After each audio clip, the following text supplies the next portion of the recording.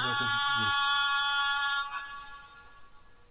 لوگ ایمان لائے اور عمل نیک کیے ان کے لیے خوشحالی اور عمدہ ٹھکانہ ہے۔ بہت سے لوگ پوچھتے ہیں کہ اچھا کس پہ قربانی لازم ہے، کون قربانی کرے، اور پھر عموماً یہ بتایا جاتا ہے کہ جو صاحب نصاب ہے، جس پہ زکوٰۃ ہے، وہ قربانی کرے۔ لیکن ہم دیکھتے ہیں کہ اللہ کے رسول صلی اللہ علیہ وسلم تو کبھی بھی صاحب نصاب نہیں ہوئے، ان کے ہاں تو کبھی بھی اتنا مال جمع نہیں ہوا کہ آپ اس میں سے زکوٰۃ نکالیں یا کچھ اور۔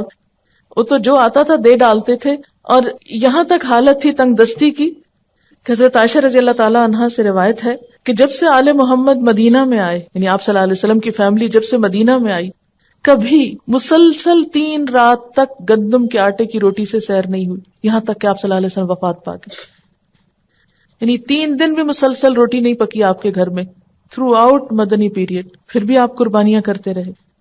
تو یہ قربانی پھر اصل میں کیا ہے؟ محبت کا اظہار ہے۔ اس کے لیے ضروری نہیں کہ آپ کے پاس اتنا سونا ہو یا اتنی چاندی ہو یا اتنا بزنس ہو یا اتنا بینک بیلنس ہو، بس آپ دیکھیں کر سکتے ہیں تو کر لیں، ایک قربانی بھی سارے گھر کی طرف سے کافی ہو جائے گی۔ لیکن محبت کے اظہار کے طور پر اللہ تعالیٰ نے خود جو طریقہ بتایا، کیونکہ آپ یعنی ویسے بھی محبت کے اظہار کے لیے تحفہ دیا جاتا ہے، لیکن جب آپ کو پتا چل جاتا ہے کہ فلاں شخص کو یہ چیز بہت پسند ہے، تو آپ کی پھر کوشش کیا ہوتی ہے کہ میں وہ دوں جو اس کو پسند ہے۔ اس لیے جب یہ باتیں کی جاتی ہیں نا کہ غریبوں کو روپیہ دے دینا چاہیے اس دن، اور فلاں چیز دے دینی چاہیے، اس پیسے کو فلاں کام میں استعمال کر لینا چاہیے، فلاں سڑک بنوا لینی چاہیے، فلاں پل بنوا لینا چاہیے، سب باتیں اپنی جگہ ہیں۔ لیکن آج آپ کے محبوب کو پسند ہے کہ آپ ایک جانور قربان کریں۔ یہ سارا سال پل بنوائیں، سڑکیں بنوائیں، جو مرضی کرائیں، لیکن آج اس کو کون سا تحفہ پسند ہے آپ کی طرف سے؟ جانور قربان کرنا۔ کیوں؟ اس لیے کہ آپ کاغذ کا روپیہ کسی کے ہاتھ میں دیتے ہیں نا تو وہ فیلنگ نہیں آتی۔ جب آپ ایک اپنے پالے ہوئے جانور کے گلے پہ چھری پھیرتے ہیں، تو جن گھروں میں جانور پالا جاتا ہے نا، ان بچوں کو آپ دیکھیں، وہ قریب نہیں جاتے، اس کا گوشت نہیں کھاتے کہ ہمارا پیارا جانور جو ہے وہ قربان ہو گیا، روتے ہیں باقاعدہ اس کی۔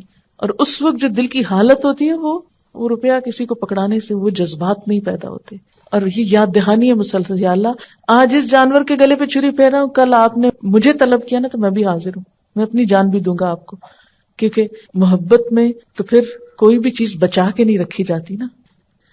آپ صلی اللہ علیہ وسلم 10 سال مدینہ میں رہے اور ہر سال قربانی کی، اسی لیے آپ نے فرمایا، ابو داؤد کی روایت ہے، اے لوگو، بے شک ہر گھر والوں کے ذمے ہر سال قربانی ضروری، ان علی کل اہل بیت فی کل عام اضحیہ۔ اب یہ الگ بات ہے کہ اگر بالکل پیسے نہیں ہیں اور مطلب نہیں کرنے کے قابل ایک بھی، تو کوئی بات نہیں، کیونکہ بہت لوگ بہت ہی غریب ہوتے ہیں۔ قربانی دراصل محبت کے اظہار کی ایک علامت ہے، اور اس کے لیے بہت زیادہ فقہی مسئلوں میں پڑھنا، اس پہ جائز ہے اس پہ ناجائز ہے، یہ کرے یا نہ کرے، وہ کرے یا نہ کرے، بہت کچھ پوچھنے کی ضرورت نہیں۔ اپنے آپ کو ٹٹولیں، دیکھیں کیا دے سکتے ہیں کیا نہیں دے سکتے، اور کر لیں جو کر سکتے ہیں، نہیں کر سکتے تو آئندہ کے لیے کوئی ترتیب سوچیں اسی طرح کی کہ جس سے آپ کچھ کر سکیں۔